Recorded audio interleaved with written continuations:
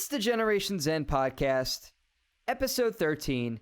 And today I have for you guys a really fun episode that I recorded about a couple weeks ago. I'm joined by two of my really good friends from school, Lisa and Chris, and we had a really good conversation about all things media in the year 2020 and beyond. We discussed everything from internet accessibility to streaming to digital distribution. So I think you guys are going to find these conversations really interesting and kind of thoughtful as we continue to progress in technologies going forward to this year and beyond. Lisa and Chris, they're really good at what they do. They're great in the media industry. They know their stuff, and they've been paying attention to studying it for quite some time. And I'm really happy that they were able to come on the show and discuss all these things because they're really important. And I hope you guys can, learn something and think about the way we consume media every day, because I think this is going to be a really interesting episode for you guys. So thanks so much for Lisa and Chris for joining, and enjoy the conversation.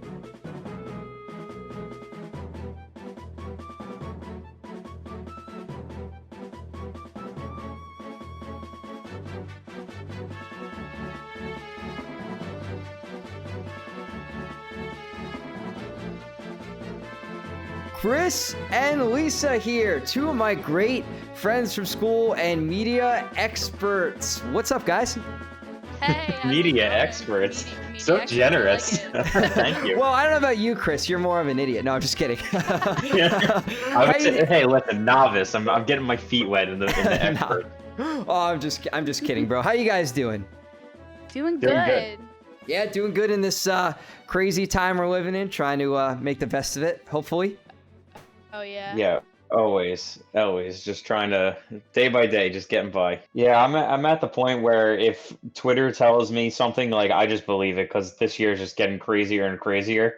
So if, like, they just said, like, oh, like, aliens are real, if someone like showed us just any footage, I'll be like, all right, yeah. I don't even think it would faze me at this point. Well, Chris, remember, Area 51 was last year, dude. We already found the aliens. I actually saw something. It's like all this bad stuff started happening after we raided Area 51. That's what I'm saying, dude. So maybe it's the government like going back at us for raiding it. Maybe. Yeah, it's all a ploy by the aliens because we were at Area 51 and we never should have been there for the first place. It was a bad mistake. It was a bad mistake. So, well, I want to thank you guys for coming on my show because, first of all, you guys are some of my best friends I made at school, and you guys are awesome. And I really appreciate you guys taking the time out of your days and this holiday weekend we have to come on my show and talk about the very exciting and interesting world of media in this time. Oh, it's a pleasure to be here, Justin. Thanks We're for big having fans us. of the pod. Big fans. Oh, of the absolutely. pod. I appreciate that, guys. I appreciate that. It means a lot. I'm glad you guys are enjoying it. And I'm glad I finally was able to get you guys on an episode because we've been meaning to talk about this for a while, but we had a lot of stuff come up and we all got busy and I had other episodes. So I'm glad we're finally able to do this episode here. Oh, Yeah, I'm super very excited. We're going to be talking about the changing landscape of media and entertainment in the year 2020 and after 2020. So obviously, with this time we're living in, we're having such a demand of just technology and the internet and content consumption and content creation than ever before. So to start off, I want to know, what are you guys doing in terms of entertainment? Are you guys streaming a lot? Are you watching regular TV? What are you guys doing? Why don't we start with Lisa? Yeah, so I'm definitely on the main streaming sites. Just kind of watch. I hate to admit that I watch trash television because I work in trash television, but I've been streaming like a ton of just reality TV and old reality TV, and they are like coming out with some new reality TV where they're doing like what are they doing with like the Zoom calls, which I don't mind, but I've just been on like Netflix, Hulu, and like watching stuff like that. I've also been streaming a ton of podcasts because a lot of people have come like out of the woodworks to just make like really interesting and like very insightful podcasts. So I've been like really deep diving in like a bunch of different, platforms, but especially like just streaming trash. That's what I'm doing. That's awesome. And this podcast, I hope. No, I'm just kidding. Of course, of course streaming it all day. Yo, appreciate that. Binge listening. She doesn't turn it off. Anytime I go up there, like, what are you listening to? She's like, GenerationZen. Yes, thank you, The Lisa. only thing she listens to. Let's Big go. fan. She recites the podcast in her sleep. Big fan of the Julia Tilly podcast. She pulled out the croc in her episode. She did. She's talking about Crocs, and I was like, that's my girl right there, talking about some Crocs. Well, what about you, Chris? What have you been listening or watching? Aside from live sports is the only thing that I watch, like traditional like broadcast, but I stream pretty much everything. So like I'll be on YouTube, I watch some Twitch streams, I watch Netflix, Hulu, like all of that. Just those are things I'm mainly watching. I like watching the NBA, but it's a very strange thing, like with the like virtual fans and everything. It's like it's a little chilling that it's like, oh, like I'm enjoying the sport that I'm watching, but it's like in such a different setting. Like it looks like summer league. You know, it's not the basketball I know and love. Oh, exactly. No, I've been watching the NBA bubble, as they call it too, and you're right. It's very off because you don't have Spike Lee, and screaming in everyone's face and courtside beef and you know what I'm saying? Like, we don't have these kind of moments. So I don't want to say like pickup games, but there definitely is something about it. Like, you could tell that the crowd noise there is artificial. And obviously it is, but it just feels kind of off and weird. I mean, I'm enjoying it. Don't get me wrong. I mean, we've had some really great games in the bubble. I mean, we had a great game the other night with Houston and OKC that I watched. And the Nuggets and Jazz series was very good as well. I like how they restarted it. Don't get me wrong, but at the same time, there is something off about it. And I feel like that's like that with so many things. You know what I mean? Yeah, that's like the same thing with baseball. Like if you've watched any baseball, like the cutouts are just so weird, man. Yeah. It's so weird watching just like even like some directors will like do like the sequences that I guess they would do to ad like just like lower third ads, and they'll do like a crowd shot, like crowd like air quotes crowd, and it's just like all the like the cutouts in the crowd. I'm like, this looks so weird. Like, just find another way to do the ad, like, because it's just like it takes me out of the simulation. It like just takes me out of it so much. So I'm like, oh, no one's there. Just an empty stadium. Yeah, because at least in the NBA, like, we have summer league and stuff. So you're right, we're more used to it. But playing baseball and when the NFL returns in empty stadiums is so weird. I don't like how they did the cardboard cutouts. See, I don't know enough about why baseball did it. Was because like the players felt some kind of like mental insecurity by not playing in front of fans? Was that why? I don't think so, but I know that teams and like the stadiums and venues and stuff are like using it as a way to make money. So like if you wanted to be in the crowd of the next Met game or Yankee game, like you can pay $80 to like have your, like, you would send them a picture and then they put a cutout of you. And then obviously if you want to be behind home plate, it's going to be like more expensive. But what I've heard is like $80 is like a pretty standard thing. Like, who's paying $80 to put their cutout there? Like, do you love the team that much?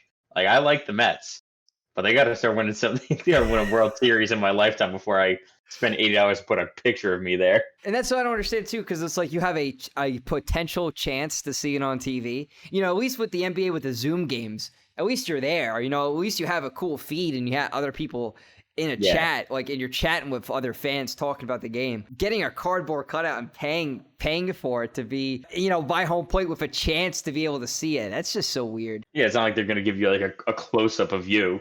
It's like you're just another face in the, like, you're just there. It's exactly. Just, unless you're sending a really funny picture that they have to, like, it's going to be like catch someone's eye. I agree. It's really strange, man. I don't know. For me personally, I've been mostly, sports are the only piece of media on TV I watch, to be honest. Like, I don't watch traditional TV at all. I watch streaming and YouTube. Like, some of the things I watch on YouTube, I watch tech channels, MKBHD, Dave2D, those guys. Then I have like my gaming section, like, of course, Review Tech USA is my homie. I go to streams all the time, watch his stuff. Spawn Wave Media, Modern Adventure Game, like stuff like that. Guys like that, Dreamcast guy, like that group. So like I find a very like niche set of videos and things I like. I'm also catching up on like other shows like Star Wars The Clone Wars. I was watching other like cartoons and stuff that were on like The Simpsons and Beavis and Butthead, which are great shows that I've been catching up Are on. you catching up on Avatar? You know what's funny? I never got into Avatar ever. Really? Do you guys like She it? does So not good. stop. She does not stop talking about Avatar. I love Avatar. I love Avatar. She will talk about Zuko until the day she dies. I She have has such such a crush on Zuko. Maybe I should give it another try because I tried twice. Granted, one of them I was younger and one of them was about 2 years ago and I couldn't get into it, but maybe I should give it another try because I hear nothing but good things about it and everyone loves it. It's really an incredible show. If I were to say anything, like I guess the first season would I guess be like the weakest, but it's just because it's still finding itself. Like it's very much like a kid show at that point. But like book 2 and 3, it's like there's some heavy stuff in there. That's probably why, because I've only watched the first season. Yeah, like I would say like up until because they kind of do like globetrotting. They're showing you like the unique world and everything, and like there's some cool world building stuff in there. It's very like along the way it kind of gets redundant in the sense it's like, oh, they run into the Fire Nation, they get captured, they escape, like blah blah blah. Towards at the latter half of the season, like it gets really good. Like once they get like up north to the Northern Water Tribe, there's some cool stuff there. And then the second season is just chef's kiss moi, and the third season is ooh. It was so good. And then if you like that, definitely check out Korra. Very divided fan base on Korra, but I love Korra. It's good. Okay, well, giving it a review of what was that? Chef's Kiss Moi makes me very interested. Chef's kiss. You know when they do the Italian hand like a wow. You know what I mean. I know what you're talking about. That's what you would give the show as a review. A chef's kiss moi. One whole chef kiss. Okay. All right. Well, I should give it another go then because I've never got past episode like 15 of the first season. So I'll have to give it another go, Chris, just to make you guys happy. And Lisa likes it too. Definitely so give it. if Lisa likes it, fan. and if Lisa was able to get through it, I'll probably like it too. 100%. You'll love it. You'll love it. Shifting gears a little bit, besides the stuff that we've been watching, I want to talk about how people have consumed media and consumed technology as this year, as 2020 and this pandemic and everything has affected the whole world. And even though we're not able to do in-person activities, I feel like we're in a really connected society still, even though also too we're not really doing much because a lot of us are still at home and there's not many activities that are open and things to do. How do you guys think about technology during this pandemic and being like even more interconnected before? Do you guys feel like that's a thing? Is that just me? What are your thoughts? When I feel like it's like heightened how just connected we are. And for a while, especially, I don't know if you felt this working in media, but for a while I felt like I had absolutely like no escape from like just being online constantly, doing streaming like constantly. I felt like my days were just consumed by just media and streaming. And for like the the whole beginning of quarantine, it just felt like it hit so hard, like you were just doing so much, especially remote, you're constantly on a computer. And it was weird changing from doing like live shows to then doing I was directing a show from my like living room with my family around me, opposed to just being in a studio and like directing it from there.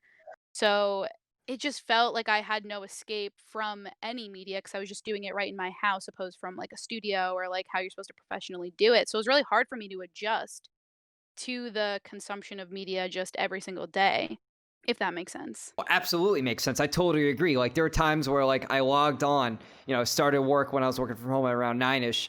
And then even though I got done at like 5:30ish, it's just like, okay, then I'm watching TV and then I'm chatting with friends online. It's like, and then I got to see the news on social media. Like there was never an escape because if you're in an office even, or you're you're going somewhere. You're at least away from things for a while. You know what I mean? Like at least you're in your car driving to some place, or you're chatting with people in the office. This was like, I feel like I still am to a degree, but especially in the beginning, the hardest part was like I was always in front of a computer screen, in front of a device. And I always like to try to take time away to just not be in front of a device, not be in front of a screen, and just kind of detox and relax. But it was so hard to do that in the beginning because I felt like every day there was new news coming out that I had to be attuned to and I had to be paying attention to. So I totally know what you mean, Lisa. Did you feel that way, Chris? Yeah, I actually like very recently just realized how much like I am on my phone or consume just any sort of media like throughout the day. Like literally I wake up and the first thing I do is put in my headphones to like either go to the gym, or if I'm making myself breakfast, like I'll listen to like a podcast, or I'll listen to some music. And then when I'm at work, like during the day, like I listen to music while I like mow lawns, and then I come home from that and then I watch TV, or I watch YouTube, or I play a video game, and then I go to bed. Like literally my entire day is spent consuming some form of media. Like obviously when I'm like even when I'm with Lisa, like we watch TV or we listen to music. Like it's my entire life is revolved around media at this point.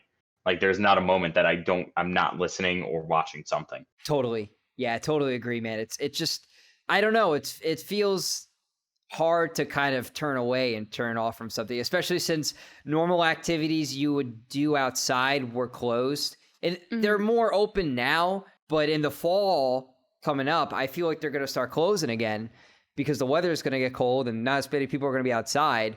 It was very difficult because how do you balance between being online and being active in, communicating with people, because you also want to know how your friends are doing, how other people are doing, but you don't always want to be on social media 24/7 or be on your phone 24/7, but it's so hard not to. So it's such a difficult balance. And I actually had a week vacation that I took a couple weeks ago.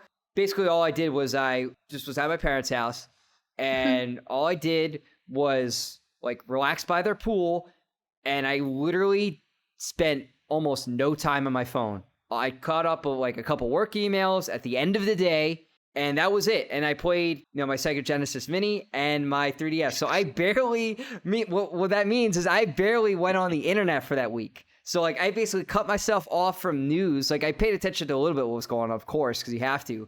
But it was like so relaxing at the same time though, because it was like this is the first time in months that I never have like been totally active and not totally plugged in. I've been hearing a lot about these like detoxes from media, like where people are like, oh, I'm so consumed by everything that like people are unplugging a lot more now, like later into this quarantine and being home, because they're like, wow, for these past like almost like 6 months, like I've just been glued to my phone and like glued to just since like what, March, like literally home with all your technology, having to work, having to entertain yourself with it.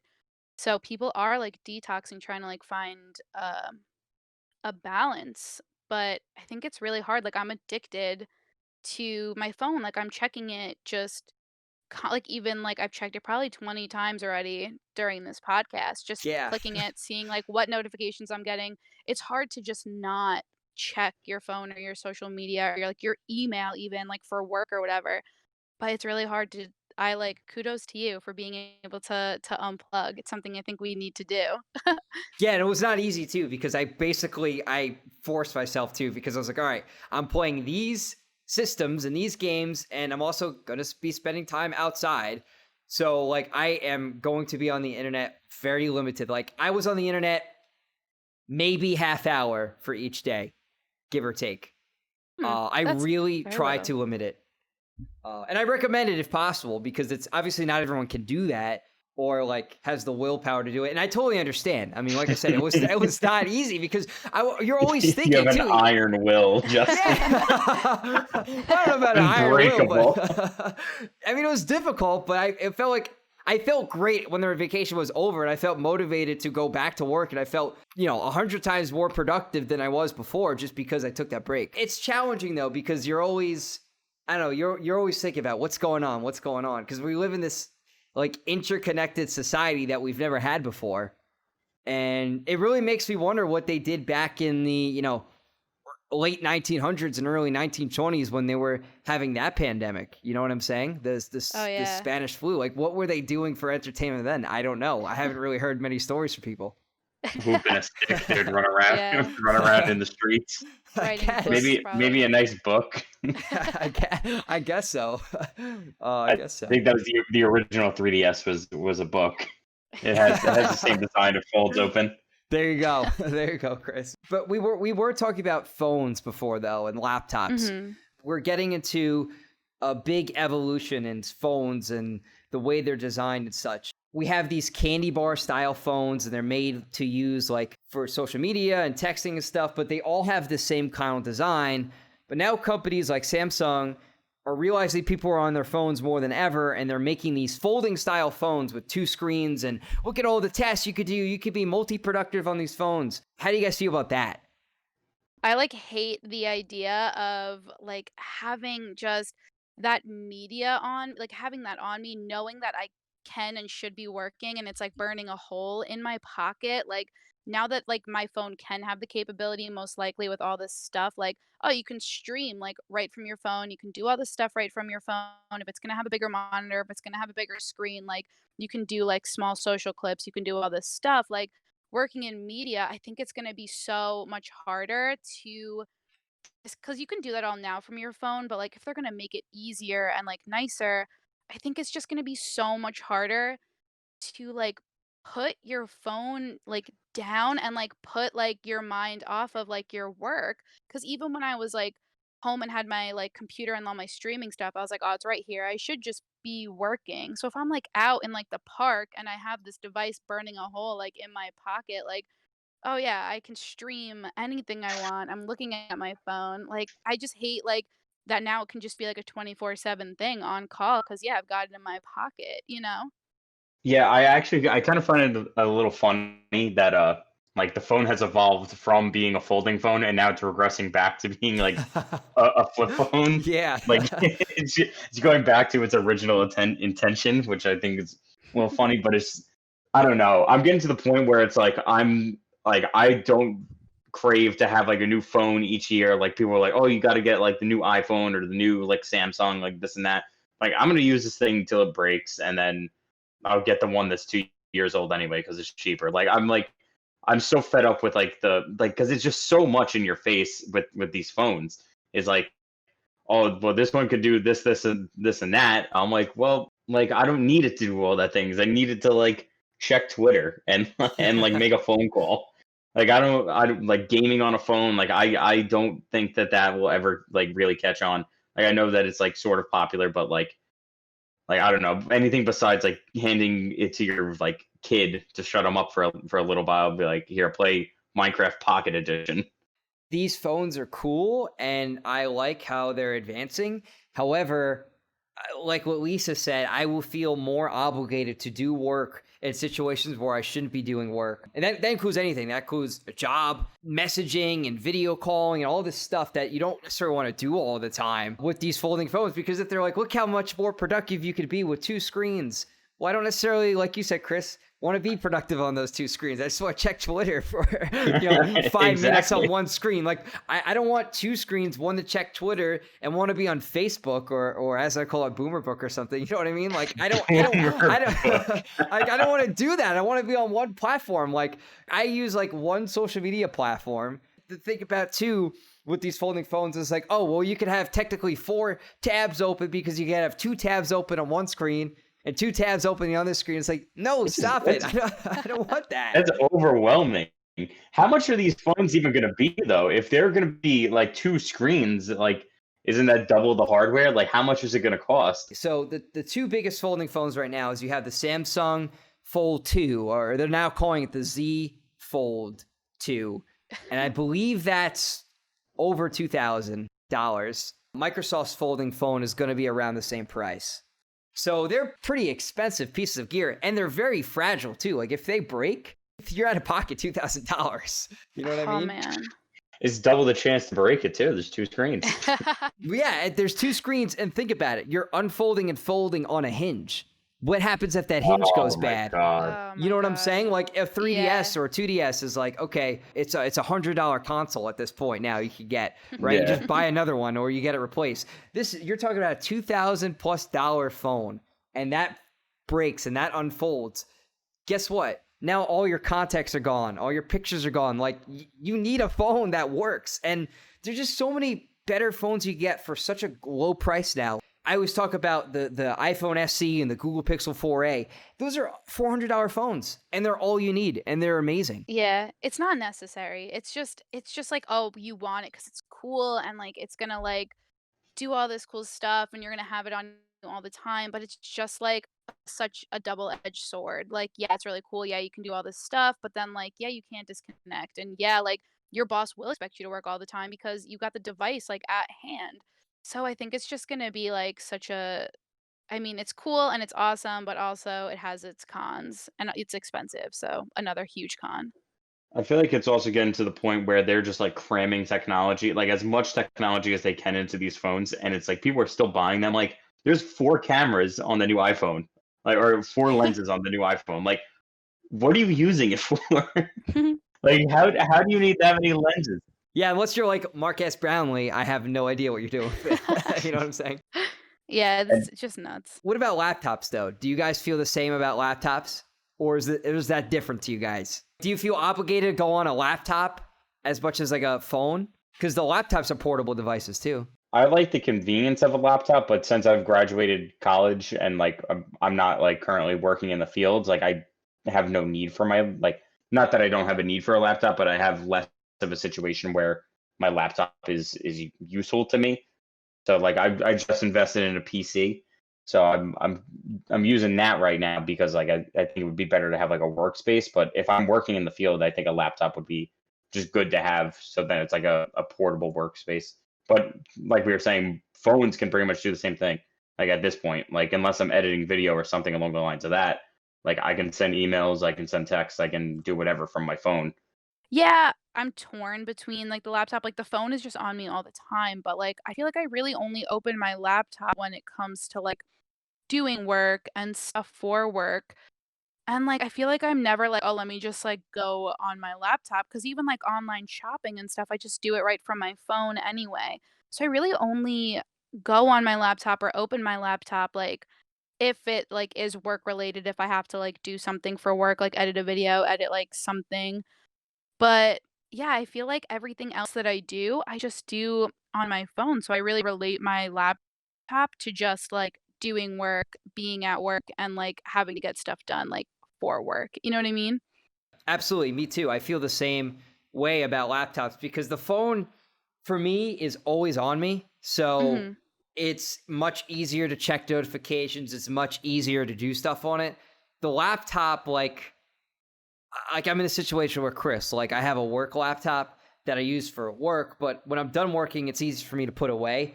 The phone Mhm. is harder because the phone is both my work and my personal. So it's harder Yeah. to separate those two things. Like I know that's why some people have work phones. Like for me, I have a desktop and also a personal laptop, but I don't feel like obligated to constantly be on my personal laptop or on my personal desktop as much as a phone. So Yeah. I totally agree with both of you guys there. Yeah, it's the accessibility of the phone too. It's like if you're just sitting down or whatever, like even if you're like eating, like it's in your pocket. Like you have Hmm. the slightest like bit of boredom, you're like, oh, let me check just something. Let me check my email. Let me check my text. Like it's just there. Opposed to like a laptop, it's like if it's not next to you, it's like, oh, I gotta go get my laptop. Right. Like, Yeah, I gotta get my laptop, guys. Yeah, I gotta turn on my PC, guys. Yeah, no, but it's oh, true though. And I feel like it feels more like put more effort in to like Mhm. do something on a laptop and a computer than a phone. It's always on you. You feel like a tiny bit of boredom when you're eating, like you said. You check your phone, whereas the laptop, it's like, or the PC, you got to be like, okay, like I want to actively go on Twitter because I have to type in or go in the bookmark twitter.com, enter, and then get to it. Whereas the phone is like you open it, you just with these new phones, you just look at the damn phone and it opens up, and then you hit one button. Whereas a laptop and a PC, I don't feel that problem of like being stuck glued to it. I have to actively be trying to do something on there. Yeah, Like, 100%. you know, it's more effort, basically. Not that it's any effort, but you know what I mean. Yeah, Yeah, the keystrokes definitely. The physical strain of typing into typing in YouTube. Twitter is so much. I think it's also it's definitely like easier to consume the media on like your phone because it's just like the swiping motion. My thumb will hurt after a little bit from just like swiping through Twitter and swiping through Instagram. Like I'm just like but on like a laptop or something, it's like you got to have your hands on your keyboard or on your mouse or something. But it's like you just stare at your phone for like hours. Like I've caught myself just at work if I'm bored at work, look at my phone and my feed doesn't update, and then I'll check it like a minute later. Like Yeah, what has been posted in that minute that like nothing. I know. It's No, like I'm I've done waiting that for like too. breaking news on like anything. No, it's so true because I think everybody can relate to that, Chris. Because I think of a scenario last week where that happened to me, where I was just like watching something, put my phone down, and for some reason I decided to check again a minute later, like you just did. I'm like, wait, what? And I really caught myself too. I'm like, wait, what am I doing? Nothing got updated and changed. Like, what is the point? My favorite thing is when you close an app and then immediately reopen the app expecting a different result. It's like I'll close Twitter and then just be like, wait, and I click it open, trying to remember, like, oh, I want to see something, and I just stare at it for a second. I'm like, wait, I just closed this, and then I'll just lock. Like, I feel like locking the phone is a better solution than swiping out of the app because then you're less prone to just go right back in. Yeah, lock it and not have to worry about it again. Throw my phone across the room, you know. Just make sure it's not near me. Not that the laptop or the PC is any like I don't get tired, typing in a website or doing something. Like I'm not exhausted, but you know what I mean? I actually have to think about, at least for me, it's like, okay, I'm going to youtube.com right now. I'm going to actively look for this. Like I'm not mindlessly scrolling or swiping through. I always have like my work stuff open. So like the phone, when I'm working, I always put the phone away. It's just easy to get distracted. It's easier to just do what you said and check Twitter, close it, open it. It's like, no, don't do that. Actually work for everybody, But you know what's crazy though? I don't know if you guys heard this though. This is completely related. In an 8-hour working day, I think the average amount of work that gets done in an 8-hour workday, only 2 hours and like 30 minutes or something. Oh yeah, I I can believe that. I can believe that. Yes, I was close. 2 hours and 53 minutes. That's all people are productive for in a standard 8-hour workday. Think about this. The backbone of our society, 40-hour weeks, is basically done in like 12 hours. Everything in society functions and happens on 12 hours of work, pretty much, on average. Is that crazy? I wish I could just go in for 2 hours, get paid the same. Yeah, it's pretty nuts. But I saw that recently. I'm like, damn, that's really eye-opening how our society is able to function like that, That's like it's nuts. So much stuff is like automated now, and it's just like especially like with like the pandemic happening and everything, it's like companies and businesses are realizing that like they don't need like an office space. Like, you just have people do stuff from home, and it's like at that point, like 2 hours and 50 minutes sounds realistic because it's like, all right, they need to type up a couple documents and send an email. Like, it's not going to take them the entire day. What's the point of a lot of these companies, like accounting firms and stuff like that, to have an office if they don't really necessarily need it? Right, exactly, Lisa. But I did want to talk about as well internet accessibility, because we talked about how we're on social media and we're on these websites and stuff and streaming. A lot of people in the Midwest, in these I never could say the word. You guys can make fun of me for it. Rural. Yeah, that. Yeah, I can never say that word. Yeah, I never can. They don't have very good internet accessibility to a lot of places. And the example I always say, very quick story, is there's a guy on Review Tech USA streams who lives in one of those places, rural places, where he has very limited internet access, but he plays video games. So what he has to do whenever a new game comes out, let's just say Tony Hawk Pro Skater 1 and 2 comes out, okay, and it's like a 40 gig game. He can't download 40 gigs of storage onto his PC because the internet's not fast enough. He'll be waiting a week for it to download. And that's if his computer or his Xbox is on 24/7. So what he has to do is he has to take a hard drive. He mails it to his friend who lives in New York City. His friend downloads it on his hard drive for him, and then he has to send it back to him, and then he can play the games. Oh What? my god. Yes, this is a true story. Insane. And it's crazy because there are so many places around the country and even other parts of the world that are like that. How do you think internet accessibility is going to hold back our future? And it's going to, and I mean, right now with the work from home, I feel like in a lot of instances it is, especially with schools going remote. And if the internet goes down during a test, like, what are your thoughts? Like, how can we get these internet speeds to kind of get up with the times? Yeah, that's it. It's insane to like think about because like working from home, you didn't like think about other people's internet. But when I like just started out working from home and doing like live streaming, I'd have to have like a lot of like clients kind of call in via like Skype, and we would like that's how like recordings were happening in the beginning. Like a lot of people were doing the Skype calls. They're still doing it, but I'd always ask people like, "Can you run a speed test and like let me know like what your like upload and download speeds are just so I can get like a feel for like why you're like so like horribly coming in, like why I can't hear your audio, why I can't really see your video." And they would come back to me and be like, "Yeah, I have a download speed of like point 0.4 and an upload speed of 1." I like it was so hard to like come up with solutions for like these clients that have like that like horrifyingly low of an internet speed, and, like, it's something that, like, I've never really run into. I mean, I'm new to the field, but I've never had to be like, "Wow, like, I don't like, I'm not with you. I can't, like, engineer this problem for you. Like, you just have horrible internet speed, and now I can't get this show up because you decided to get, like, the worst internet and have, like, 1 upload and a point 0.5 download or whatever."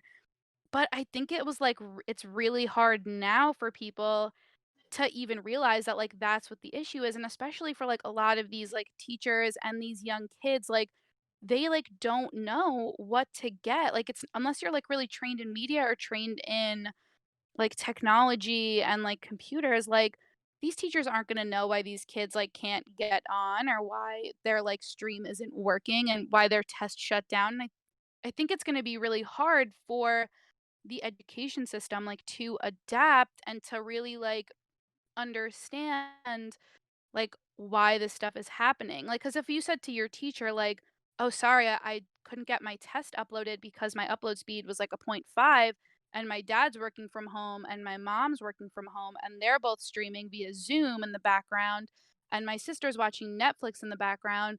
So my internet is just like completely being overused, and like all of the stuff in the background is just causing me to just not get this test up." They're gonna be like, "Okay, like I don't know what to tell you, you didn't get the test up, like you don't pass." So I think it's gonna be really hard for like these kids to understand and for these teachers to understand like, "Oh, this is like an internet issue and like these kids can't get this up because their internet is slow."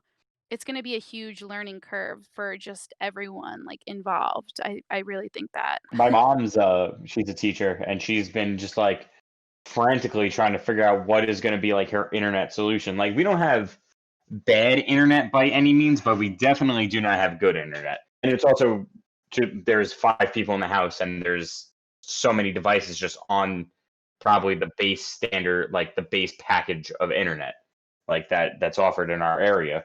Like, we definitely don't have bad internet, but it's just like she's scrambling trying to figure out how she can get better internet like to us, so then when if she has to do something from home, like to like teach something, and then my sister, like both of my sisters are doing remote learning right now, so like if they both have to do like Zoom calls or something, or they both have to do work, and then my mom has to do work, and then say I'm just home watching something like Lisa said, and they can't get their work done, like what is she supposed to do? So she's stressing out in that aspect, and she also has to figure out if her students have accessibility too. Like, it's just I don't know what the solution is going to be for like the internet problem, especially with right now, like everything going on, that like a lot of people need the internet more than ever to like get stuff done and like go to school or do work. Like it's crazy, just like how bad some of the internet is in some areas. Yeah, absolutely. Because it's really sad too. Because I saw there was that one picture. I don't know if you guys saw it, but it was floating around with like there was like a little kid, and he was at the computer. He was like in elementary school or something, and he was like by the computer, and he was really frustrated, and he was like upset. And like a lot of people were just like kind of giving him grief and stuff. It's like I can't even imagine what it's like to be at that age, especially for teachers and for younger students to be dealing with this whole learning from home environment on top of having slow internet speed, which is out of their control. So they might be receiving data and sending data, and they kind of know how it works, but they don't understand why it's slow and how it's out of their control when they're doing things. It's very frustrating. And the other thing about that too is like you have to pay for higher speeds. So not everyone can afford those higher speeds. So it's like, okay, you could have a house with two working parents who make good money, and they could have 300 download and 100 up, for example, and have fantastic speeds. And the kid is able to, if he's whatever, teenager, middle school, whatever, he's able to upload his tests. He's working no problem. But you could have that same situation with more kids in the house, or a family that doesn't make that much money or makes less money, and they have a slower speed. There's a huge technological gap there, because it's not like now, like where you could go to a library or something, because a lot of the libraries, at least around me, are closed because of the pandemic. Exactly. So like there's no central place, and obviously the schools were closed, and when they're going to be open, they're open in very limited capacity. There needs to be a way. We need to really figure this out and put in some kind of plan. And I don't really know what the definitive answer is either. The Google Fiber thing was a good idea. I just feel like it was too costly for them, and they weren't getting the kind of investment on return they're hoping. But we can't have that. Like we need to. I don't know if the solution is get a public internet infrastructure in there for speed or what. If we're going to be going to a society that's going to be heavily and highly dependent on efficient technology and internet speed, we got to do something to increase our bandwidth and increase our capacity, because it's just going to become a problem. And we need to really work on limiting this divide that we have, because it really is. You're getting people who are going to have two different educations here based solely on speed, which is out of their control. 100%. And I just ran a speed test at Chris's on his laptop. So I was just curious to know what his upload and download speed is. It's not, I mean, he's got 23 upload, 27 download. And like both of his parents, they don't work in tech. Like, you don't know what to get. And I mean, it works for being here, but like being back at my house, my dad, he's a global international IT manager. He knows computers. He's been working remote since before the pandemic.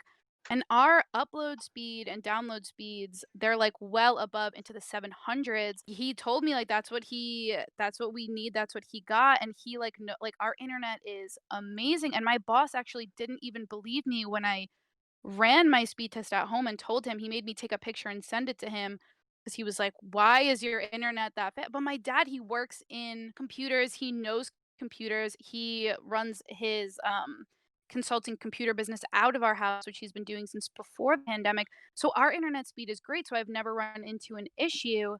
But like Chris's family, this is probably all they needed before the pandemic. Like they weren't really doing anything crazy, so they wouldn't need to have that high of internet speeds, like being home, because like what are they doing? Watching Netflix? Maybe they're going on to just do some minor shopping, do like whatever they need to do, write an essay or whatnot. But now that everyone is home, they probably do like feel the effects of this 23 upload, 27 download, because it's like, wow, all five of us, and I'm here. So, you know, all six of us now are doing something on their computers or doing something or working from home. And it's like, wow, like it will affect them. But if it was just Chris working from home, or if it was just his mom working from home, that would be like a fine speed for, someone just doing one thing on their computer. But I think like that's going to be really tough. And you're right, like people don't realize it's what they need. Like, because if it's working fine for, like, their whole lives, like, "Oh, I've never had dead internet," but, like, you run a speed test, you have 20 upload, 27 download, and then 5 people are working from home, 4 people are on Zoom calls, and 1 kid's trying to do a test, like, you're gonna feel that.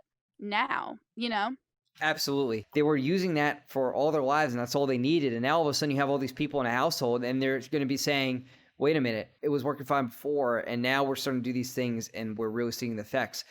And it's not fair in a lot of ways that they have to pay more money for the speed because it's not really their fault that they got put in this situation. Like my brother, he has like a gigabit switch in his house that he has gigabit Ethernet to, and then he has fiber connected, outside, and the fiber runs in his house. So he's got like your parents' house, Lisa, has really fast speeds, and my speeds are decent enough. Like they're 100 meg down, and my upload speed's kind of crappy. Like it fluctuates between 10 and 15. Like that's definitely the worst part of it. Like still, like I mean, the download speed is what you use the most for most people. In usual situations, but now with people uploading projects and uploading files and stuff, that you feel that low upload speed. And it's like, we need to also educate people on what these speeds actually mean, because there's going to be situations where that speed isn't going to cut it. Like, again, having a family. Chris, sorry, we keep talking about your family, dude, and you haven't chimed in yet. But dogging on my family. No, we're not. I get it. We got bad internet. We're ragging on Chris here. We didn't want to get him talk yet, but no, it's like we need to educate people. And again, I'm not talking about your family, Chris. But I'm saying in general. We definitely need to educate. They don't understand anything about the internet or just technology in general. Like the amount of times I need to help my parents with like just the very basics of just a computer. Like my mom asked me the other day how to set up like a password for like a phone, like something on her phone. I'm like, it's simple, mom. Like it's there. Or like we spent the whole like 2 weeks. Like she needs to get a new laptop because like her and my sister share one right now, and she wants to get a laptop so she can use it for work. So like if she has to like contact students, like, and my sister has to do stuff, that she's just not taking away like the learning tool from my sister so she can do work. So she is buying a laptop, and she's asking me like what she should get, this and that. I'm telling her, I'm like, you really don't need anything more than like a Chromebook, like to do the work you're doing. I'm like, you're typing documents and sending an email. Like you don't need any like crazy processing power to do that. Like you can do it on your phone, but like I understand why you want the laptop. So she's like, she refused to. She originally wanted a Mac, and she was gonna get some like a MacBook Pro to do this. I'm like, but you don't. I'm like, you don't need that stuff, mom. Like it's like you're gonna spend way too much money. Absolutely. Then she's on the Lenovo because that's what her district is providing for some of her students. And she's like, oh, I need to be on the same hardware. But I'm like, if they're on the same like operating system as you, like you should be fine. Like it's very minuscule details, like between like a Lenovo and like an HP. Like it's tiny like hardware differences. Exactly. Yeah, but if it's running the same OS, it's fine.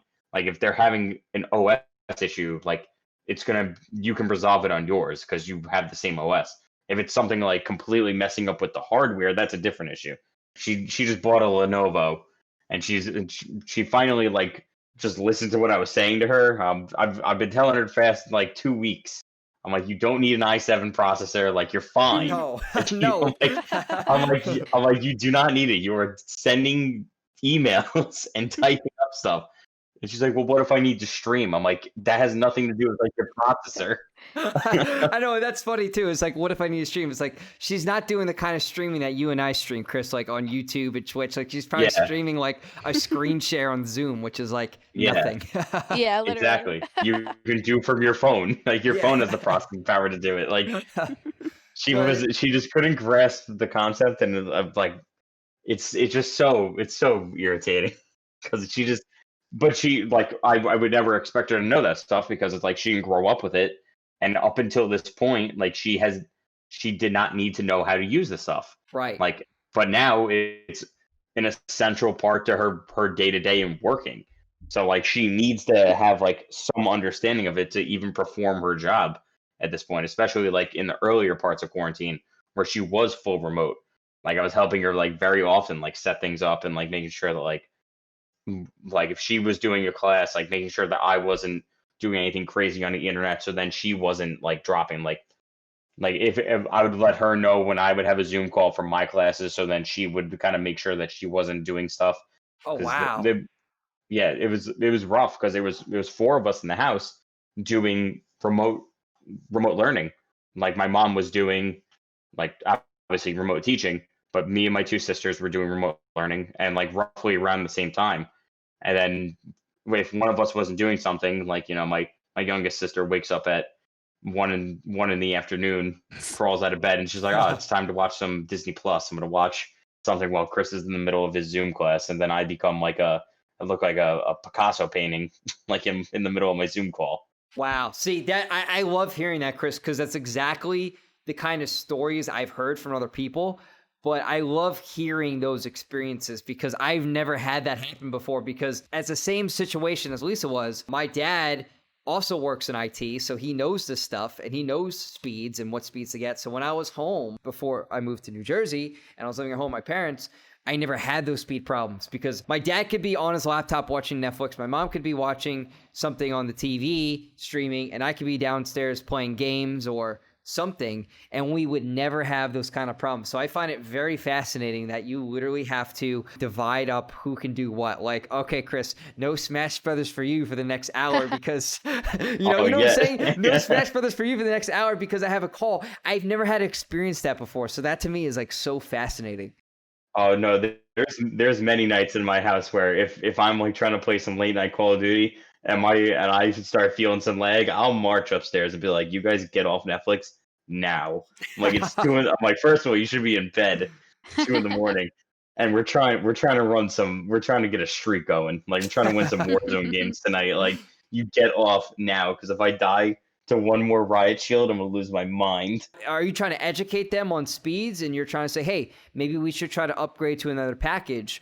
Or are you trying to, are you going to try to continue as we go forward saying, look, like, if we're going to have 6 people in this house, this is what we're going to have to keep facing with the speeds. Maybe it's time we upgrade. Is that what you're doing right now? They pay for the like slightly like the enhanced internet, like whatever the because we have Optimum, so whatever like the slightly better packages. I'm telling them they should switch to FiOS, but because of where we live, like the town of Brookhaven has a contract with FiOS. So no, no, not with FiOS. They have a contract with Optimum. So if you go outside of like, so if we want to get FiOS or anything along the lines of that, it's an additional fee. So like like Lisa's spoken to her father for us and like they're like, hey, like what can they do to improve their internet speed? And he's like, oh, like first like do FiOS because FiOS is like one of the best providers out there, and then like go from there. Like you can upgrade your modem and router or whatever. But my mom pretty much immediately shot it down. It's like it's so much money. Like we already pay so much for our cable and for our internet speed and everything. It's just like it's just an added expense at that point. And it's like, all right, well, do you cut ties with cable considering like most people don't even watch like traditional TV anymore? Like we don't like at most we watch probably like 6 or 7 channels. So it's just it's another like expense at that point. It's like, do you want to cut ties with it? And then do you also want to like upgrade your internet? And I'm trying to get them to do it. I want them to do it because then if I have to start working from home, if I get a job, like if I get a job in the field, like I'm not going to be able to go right into work. Like I'm more than likely going to have to work from home. So it will affect my work along with everyone else in the house. Like, and at the moment, like I'm not home super often because I work 2 jobs. So like if I get a job where I'm sitting in the basement and I have to be like monitoring a stream or something and I'm working remotely, like you're gonna feel the effects of that during the day too. So I don't know. I'm trying to get my I definitely have to make more of an effort to educate her because it's going to affect their like everyone's work and education real bad.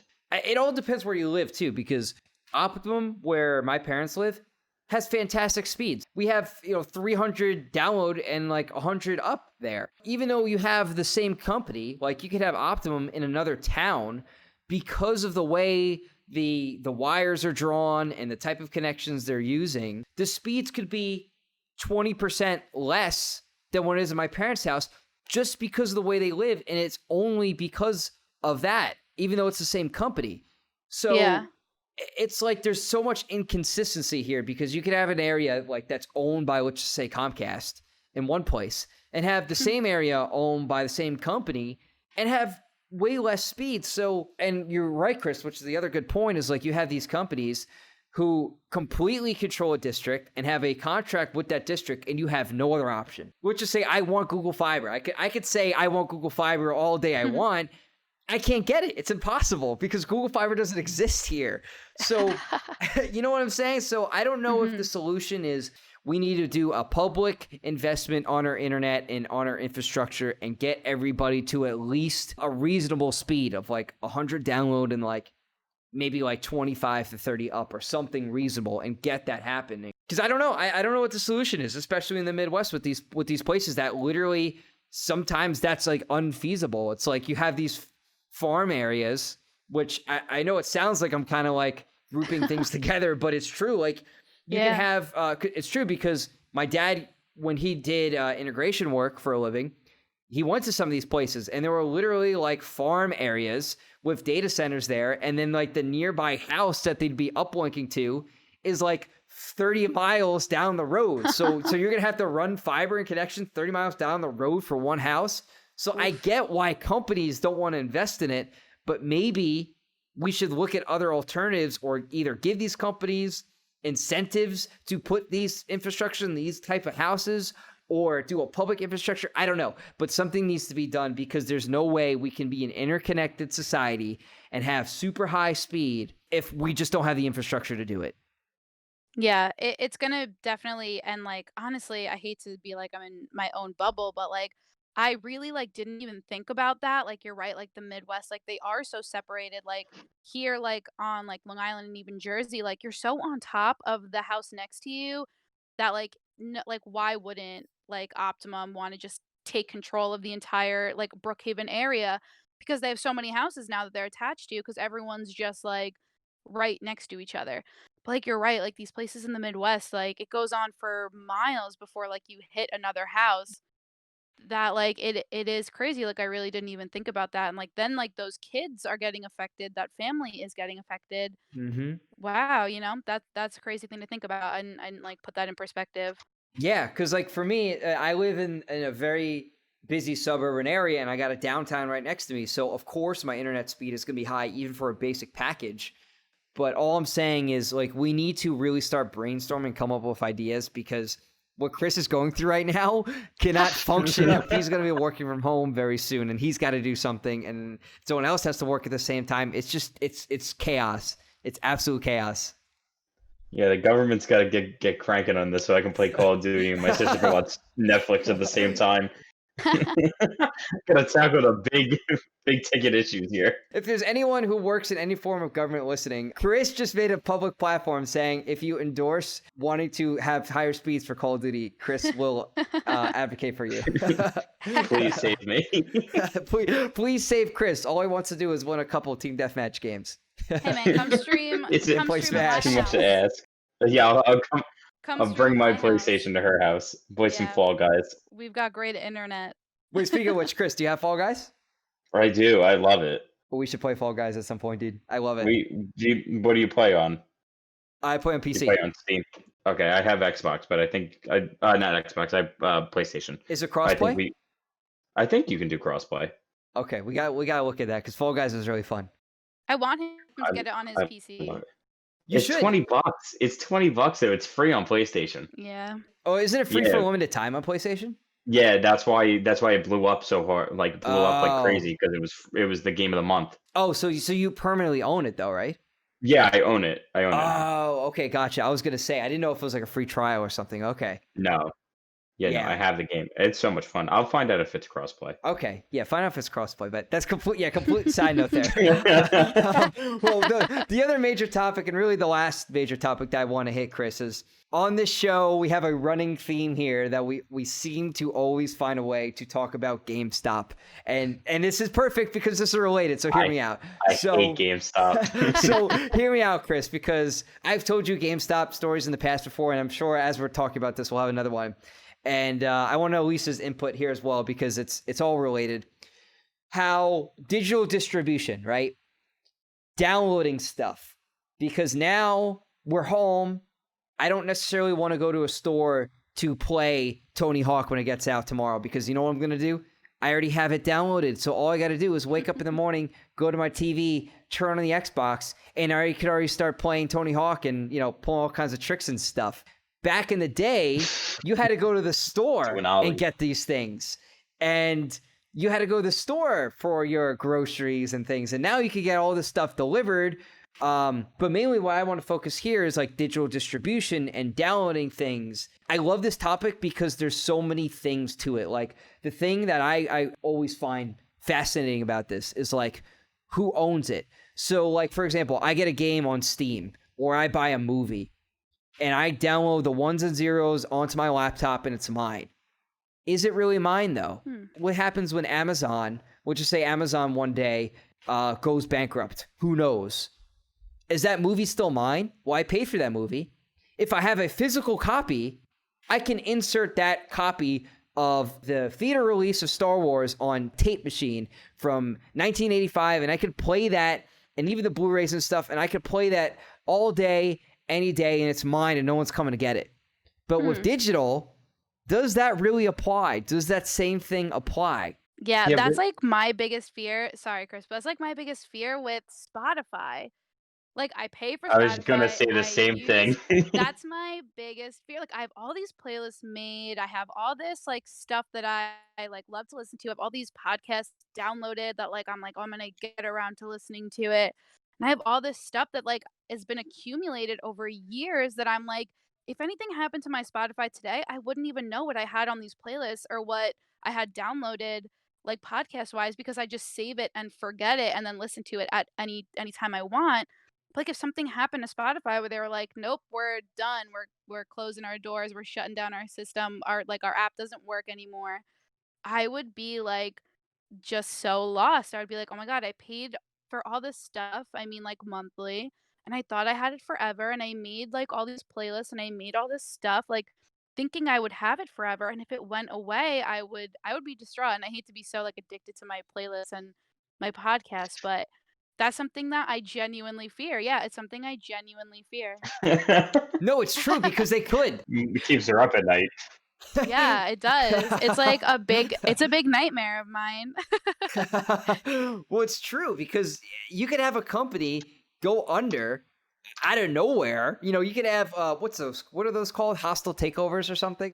I think the technical term isn't it like 40 when like you own like 49% of the company and then you become the majority somehow, and then like you could do whatever you want. So like that could happen. And you're right, it's like all these episodes of One Piece that I watch and all these different shows that I watch, if that goes under, what happens? Because I don't own it anymore. Yeah. In the sense of like GameStop and stuff like that, like it definitely lost its luster because of its like it's just not convenient anymore. But in the sense of like a digital distribution, like I don't even think I own one physical copy for something for my PlayStation. I'll buy physical copy. Yeah, not one. Wow. I think I only have one game, and it's because it came with like the bundle that I bought. So like I have one physical disc that just sits in my PlayStation. I don't touch it. I don't play the game, but it's just in there because I had nowhere else to put it. But everything else I have digital. Like I have whatever games I play are digital. For my Switch, those games I'll play. Like I'll buy a physical copy of that. Just I don't know why, but I'll do it. I also think it's because there's less space on the Switch.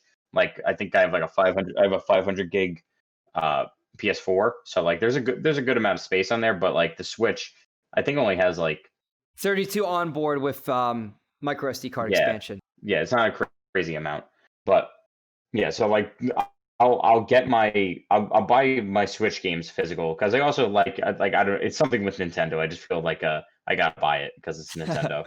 Well, especially Chris that just announced today that we're recording this. It's funny. So here's the thing about this though, right? Because I'll basically describe it.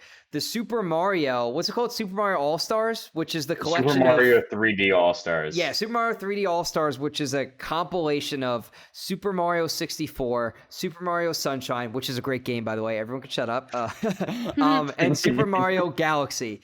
Why in God's name that game is only going to be available for purchase, both physically and digitally, until March 31st is beyond me. Because what this is it's artificially making it rare in the market for no reason. I don't understand their logic in doing this. And the problem is, if you don't own, like, most people are going to get this game digital because that's just the way things are now. Most people get it digital.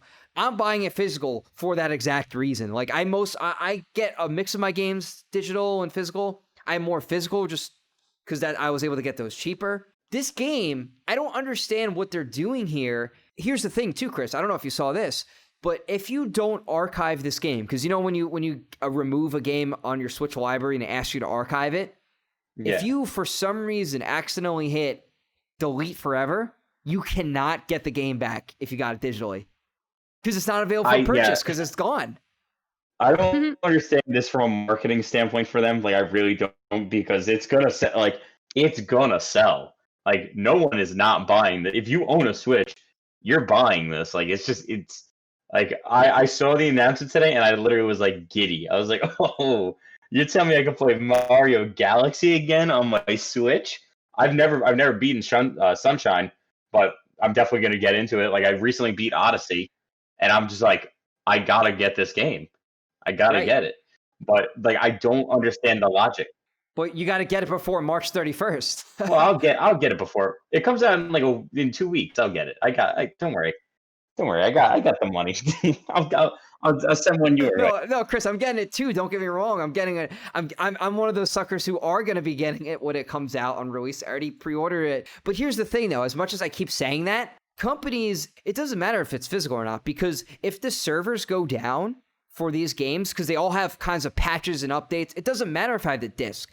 Because if I put the game in there and I just get it and I don't have the patches, the game's not going to work. Oh yeah, like big day one patches. Exactly. Like Call of Duty, whatever game you play now, always Animal Crossing, for crying out loud, has a day one patch. So no matter how many times you get a physical game, which is going back to what, GameStop, you want your games physical, you want to preserve your hardware. These are not the days of the GameCube, the PS2, even to a certain extent in the beginning, the 360 and the PS3, where you put in the game and you have to update it. When you got a GameCube game, you put in the disc and that was the game. No updates, no DLC, none of that crap. It was just, that was the game. We don't live in that time now, so I could have a physical disc and it means literally nothing, because if I don't have the patch, I can't play the game. Yeah, it's crazy just how much like gaming in that aspect has like evolved from, say, like 2007, where like when like the PlayStation 3 and Xbox, where it's like, because I got my Xbox like pretty late. Like I had the 360 like in like 2011 or something, and like I don't remember a game, like I can't remember a game that I didn't have to update the day I bought the disc. Like I put it, like, because at that point I bought everything physical. I'd put my disc in and I would have to update it like day one. And like you're saying, like sometimes like it's crucial to have those day one patches, because if you don't, like, it could fix like a major bug. Like EA games like are notorious for like shipping their stuff like pretty much half done, and then just like a day one patch that's like like 40 gigs to complete the game, and it's like, all right, well, there's the rest of your game right there. And then that could also tie into the internet thing. What if say your friend he gets his hard drive. Tony Hawk Pro Skater 1 and 2, he gets his hard drive, but say there's a day one patch, what is he gonna do? Yep. He can't patch the game, or a future patch, something. Yeah, exactly. He can't get some DLC. Yeah, like these Call of Duty has like 30, 40 gigabyte updates for the game. An update, that's not even a game. It's ruined my library on my plate. I've deleted just so many games that I like haven't touched in a while.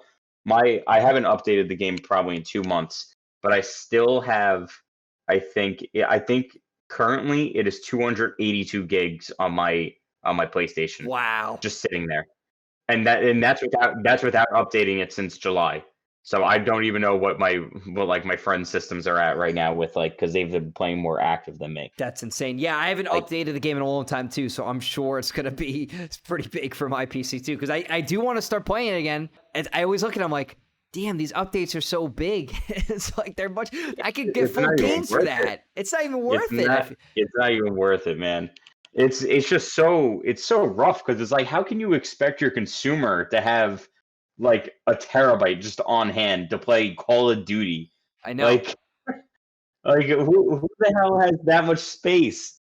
Back in the day when you bought music, you would still have that MP3 file. So, like for me, when I bought music back in the day on either iTunes or whatever other service, a band's website or something, you would just get the zip file with the MP3s. You would put them on your hard drive in a folder, and you copy them over wherever. And guess what? You have them forever because now I have an infinite copy. As long as my hard drive doesn't blow up and I have backups, I have that same music file forever that I could take with me. And I could burn it onto a CD. I could put it anywhere. Now, with Spotify, as great as the service is, and as much as I love it, like with playlists and stuff like Lisa was talking about, if that blows to hell at any point, all that stuff's gone. And now it's like, well, all the music I liked, where is it? Where do I go to access it? It's gone. Yeah, that's going to be horrible. I always use this example, Chris, because it's the most famous example. And me and my friend, we're big Scott Pilgrim fans. We talk about this all the time. Mm-hmm. Scott Pilgrim versus the World, the video game, was one of the best beat 'em ups, if not the best beat 'em up I've ever played. It was on like the Xbox Live store for like a little bit, and it's gone forever now, right? Exactly. It was on the Xbox Arcade. It was one of the first Xbox games for arcade. It was phenomenal. It was like $15, and I got so much mileage out of that playing at friend's house. Okay, the problem was Warner Brothers and Ubisoft had some kind of licensing issues with one another for the game. So once that game got taken off the store, there was no physical copy, there was no nothing, there was no bringing it forward to current gen systems. It was gone. So unless you own an Xbox 360 with the game downloaded already, you cannot play Scott Pilgrim at all. And that's the example I always use because it makes me so sad, because we have games and we have content, movies and stuff that are so good. These are all art forms, and we're losing art because of legal problems and a bunch of crap that shouldn't exist. If companies want digital goods to be the future, they need to start treating digital goods as physical goods. You need to give us refunds on games when we ask for them. You need to give us return policies on games and movies and stuff when we ask for them. And give us an ability to cancel subscriptions and services, because I could go to the store with a copy of a game and sell it or trade it or something. I can't do that with a digital game. So it's such a fine line. It's so difficult. And it's like, I love the convenience, but I hate the crap that goes behind it, Yeah, I don't know what like companies like GameStop are going to do once like digital becomes like pretty much the only way to get a game, because they've done such a terrible job of keeping up with the times, of like adapting their business model. Oh, absolutely, they have. Like they're just terrible with it. I don't even know what would be a solution to the problem that you're saying of like you don't physically own the game, because then you get into a bunch of issues of like companies don't want you pirating their game. Like say you get a download code, and then like it comes with like a zip file or whatever. Like you bought Tony Hawk, okay? Mm-hmm. And you get a zip file, and that's how you play the game. Like, what's preventing you from putting that zip file on just like any website and having it just accessible to other people at that point? I think that's the issue that like most companies are running into, is like, I think they'd be more than willing than giving you that like security of like, oh, this is yours, you own this now. But it's just like, with the state of the internet, it's like you can like, I could share anything. I can put it anywhere. I can just put it on a random Dropbox, post it on Twitter, and then everyone now has that game. Like, it may get taken down, but not before a couple hundred people download it. Right. So I think that's definitely the biggest issue. I don't know how they're going to mitigate that and like avoid that problem, because like I think that's the only way that physical copies are going to stay in vogue is the way like I own this. Like pretty much why you like buying physical. It's like, I own this game. Like. Mm-hmm. It can't get taken down because the server's down. It can't get, like, if it's just off the store, like, I can't not play it now. Like, right. You own the game. Again, so, unless the servers are down, you need that patch, though, you don't have it. Yeah, yeah. So even still, it's caveat. I feel like Napster changed and People disagree with me, but I want to know what you guys think. I feel like Napster changed the way the internet works and the way these companies operate forever. Honestly, I never used Napster. I never Yeah. used Napster. Not so- saying you used it, because I didn't really use it either. I don't know if you guys know the history behind it or anything, but Well, it was like a big place for like file sharing, right? Like that's where it Yes. kind of got like popularized. so It this is came what out like happened. early 2000s, right? Correct. Yes. So it came out early 2000s, and Give me a lore drop. Drop the lore on Napster. kind of long story short here, basically it was this this torrent kind of style site where people upload music and then you would download it. The problem is, once that happened, the music industry had a meltdown. And for the longest time, instead of trying to embrace new technologies and work around these things, they would try to put all these kind of policies like DRM and severely limit the accessibility of these services. So people got fed up and they started pirating music, because it was like, well, I'm not going to go through this service to get the song. I'll just go through here, because it's way more complicated to get the official way than it is to get it kind of illegally. So Yeah. it wasn't only until recently, and even still though, like that's why albums are dead, because companies like Apple came around and said, hey, well, all right, so here's the solution here. Since you're downloading all this music from Napster, we'll charge $1 for a song you like, and you can get any song on an album individually for $1. And then eventually streaming services came in and said, oh, wait a minute, like we could have every song you want for a fee. And so what happened was the artists slowly got screwed over, not because of their beliefs, because a lot of artists, believe it or not, were on the side of Napster. We're on the side of these companies trying to distribute their songs easily and not worry about DRM and not worrying about these complicated record labels getting involved and stuff, which is part of the reason. I mean, I'm not a total expert in this, but this is kind of what, from my understanding, is like that's why record labels now, like most people are independent, because they don't need these giant companies and giant groups like, you know, getting involved and stuff. On Spotify. Because anyone could Literally post, anyone. right? Literally anyone. And you can have your recording studio in your garage now. So it's way more easier to get your stuff out there. A lot of artists saw this as the future. Like, hey, like we're making these songs with, you know, a small studio here, and we don't need these bigger companies like to control our art, control our music. Like, this is great. Once those companies start setting themselves up for DRM and making things more complicated, they screw themselves over in the future. And that's when Apple was able to capitalize, and that's when Spotify was able to capitalize. They cut out that middleman. But the artists, though, unfortunately, got screwed over in the mix of everything, because they're like, well, wait a minute, it wasn't our fault that, you know, we signed with this group and we're not happy with their policies and they're putting these things. And it's like, oh, well, you know, this group now needs to get money and this group now gets money, and then the artist gets like a final cut. So it's just, Napster screwed things up so much, and it scared so many people in the way content's distributed, that I feel like that really changed the way content's delivered and music and games and all this stuff is run, because they're just so overprotective of their technology. What people don't understand is people are willing to pay for a product if they enjoy it and they like it. And this is also related to GameStop and Nintendo, Chris, is because Nintendo is very hardcore against emulation. Oh, I hate that. I hate it. They shut down ROM sites, which are places where you could play retro games. But what they don't understand is a lot of people, that could be their first experience into gaming as a free way and as a very easy way to start playing their classic libraries, because Nintendo, they're not making money off those classic games anymore, because those are from 2003, 2004, and even prior with the NES and Super Nintendo and stuff. So these sites are getting shut down where you could play these ROMs, and Nintendo is losing on a market, because instead of them trying to promote preservation of retro games, they're trying to hurt it. And what they don't understand is emulation and ROMs and stuff were around for a long time. And what happened? People still went to the Wii eShop and the 3DS eShop and bought the retro games despite there being emulation, despite there being these ROM sites. Yeah, Nintendo's always been like super like tight-lipped and like very stern with like their policy on like ROMs and everything. But I think like they're coming around to, because the Switch, just for instance, like it has so many ports on it. It has a ton of ports. Like even this new Mario All Stars, like it's got three classic Mario games on it.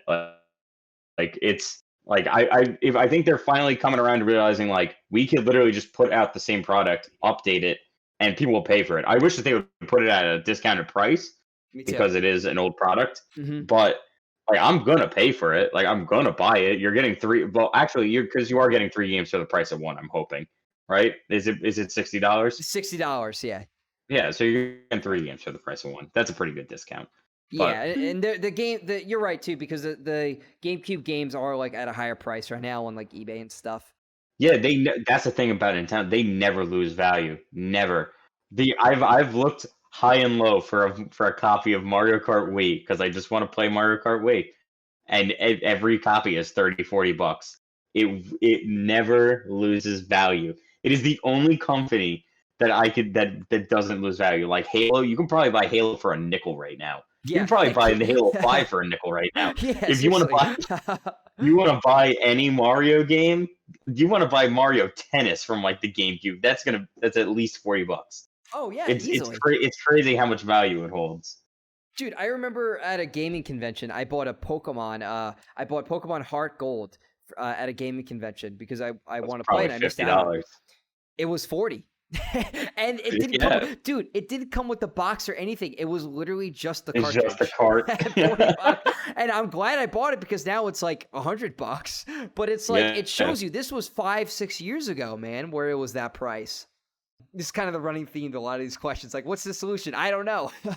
But it's like with someone GameStop. smarter than me is gonna figure it out. So exactly. You know what I do know though is GameStop and these physical retail places like Best Buy was able to evolve and adapt, right? Because they actually have pretty damn good customer support. I will say, if you go in there and look for something, they've gotten better. They used to be really bad, and trust me, I remember they were really bad. I remember when a guy was trying to sell a TV once, and he knew nothing what he was talking about. And that was the case for a long time. But they've gotten so much better. I don't know how GameStop's going to evolve and adapt. I talked with a GameStop employee once about this on what they could do. We brainstormed some ideas and some things they were looking to do, but I just don't know, man. I just don't know if that's going to be sustainable and work because with these games, it's just so much more convenient to play them digitally. And despite all the things we're talking about, most consumers just don't care. They just want to download stuff. I mean, because like, let's be honest here, Lisa. Like you're thinking and you're concerned about these music playlists, but that's not stopping you from paying for Spotify. It's not stopping Yeah, it's me. not. No.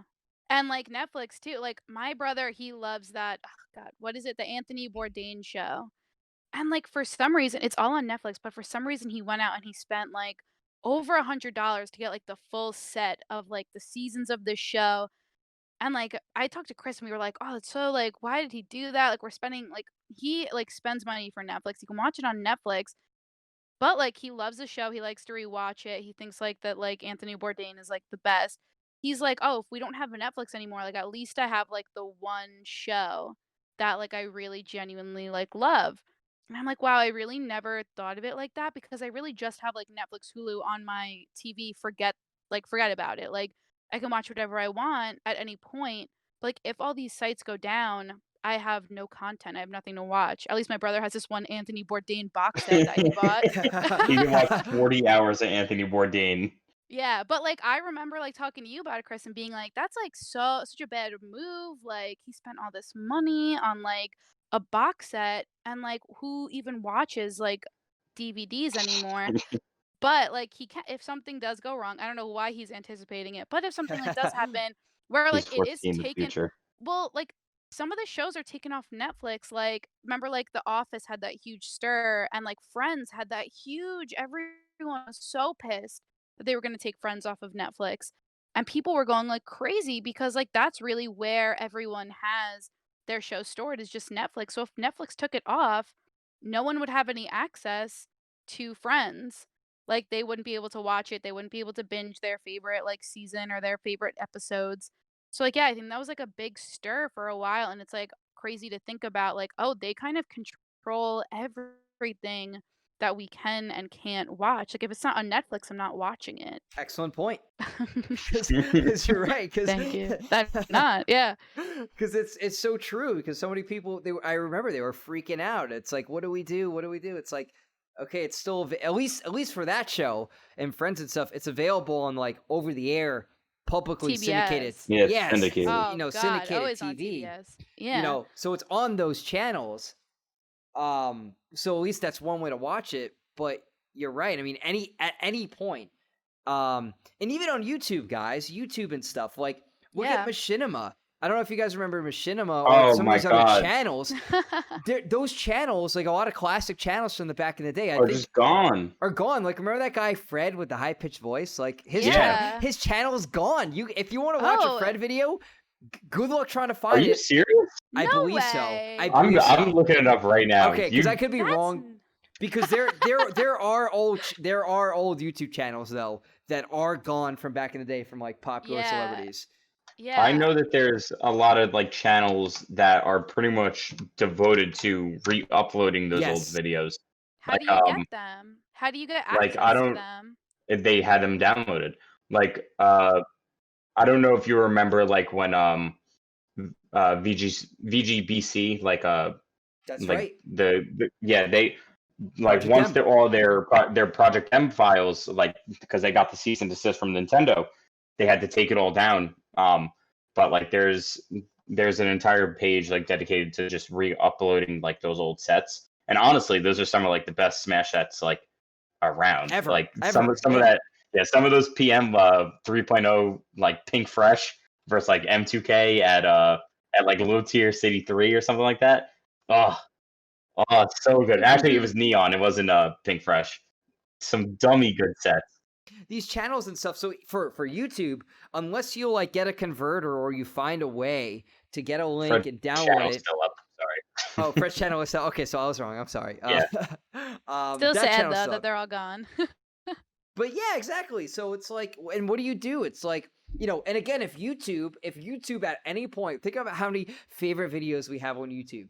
If Google one day decides, they say, you know what, YouTube, it's too much of a problem for us. We hate dealing with all these creators, and you know we have no real infrastructure here. We bought this company a long time ago, and we're trying to pave the way for content creation because we're the monopoly here. Because there literally is no other YouTube right now. There's no place where you could go. Okay, you have Twitch and you have certain other live streaming services, but for uploaded, edited content, you're not going to Vimeo. You're not going to, what's the other one? Daily Motion. You're not going to these places. You're going to YouTube. So if YouTube decides one day we're cutting it off, it's not worth it anymore. Like, this is not profitable. All these videos are gone. And my life, you know, all of our lives here who watch these videos, who watch NKBHD and love these reviews from Dreamcast Guy or someone, whoever, they're gone and we can't see them again. It's a very crazy thing in future to think about. Well, it's also at that, like, they would be affecting a lot of people's livelihood because just think about how many people make money off YouTube. Like, oh, absolutely, that too. Sorry. Too. Yeah, all the creators. No, dude, you're right. What do you have? An ice cream? What? Oh, it sounded like I was getting a face cut. Oh. It sounded like a spoon or something. I don't know. I wish we were getting ice cream. Let's get ice cream at this pod. Yo, yeah, you guys can get ice cream. She's just trying to secure the bag. Well, I think we're about ready to wrap up this episode, though, guys. Was there any other final thoughts on any of the topics we covered that you wanted to add, or last minute notes or opinions you want to get out of the way? Because this was an excellent bunch of conversations, guys. This is so much fun. Real quick, I want to talk. I've talked a lot about Nintendo, but I just need to get it out there. If they take out Mario's backwards like rapid jump from Mario 64, I'm not buying the game. Wait, why would they take that out?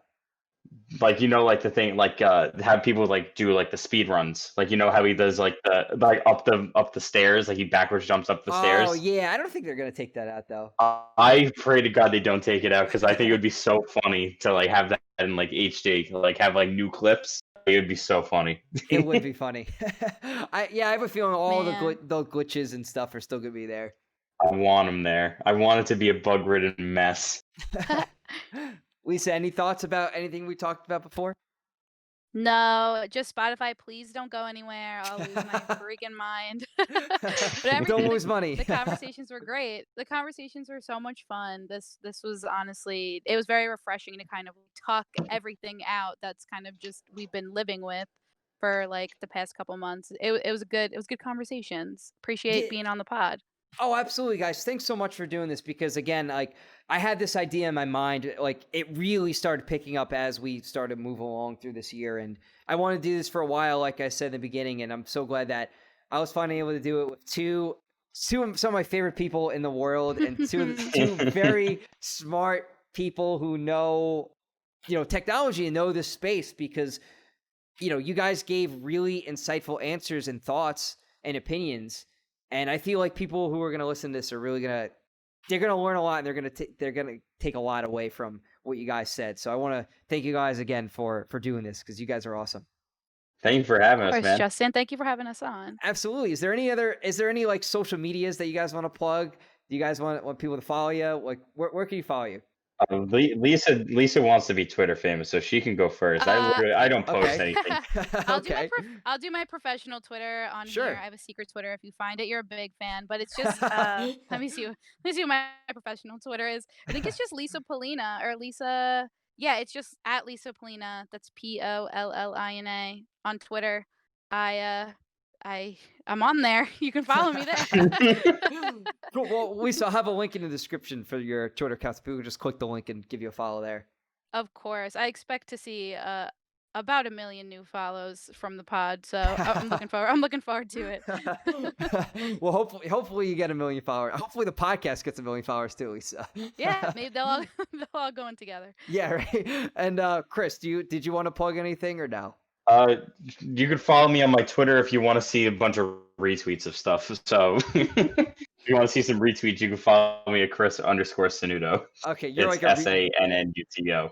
Yeah, I don't tweet anything. I got nothing to say on there. Like I just find funny videos. That's what I use it for. I'm like, this was funny to me. Retweet. So you're one of those retweet bot channels. That's fair. Yeah, pretty much. Fair. Cool. This was a great episode. Thanks so much again for listening and tuning in. And we will see you guys on the next episode. Later, folks. Wait, say bye, guys. You gotta say bye. Bye. Oh, bye, guys. Bye. Bye.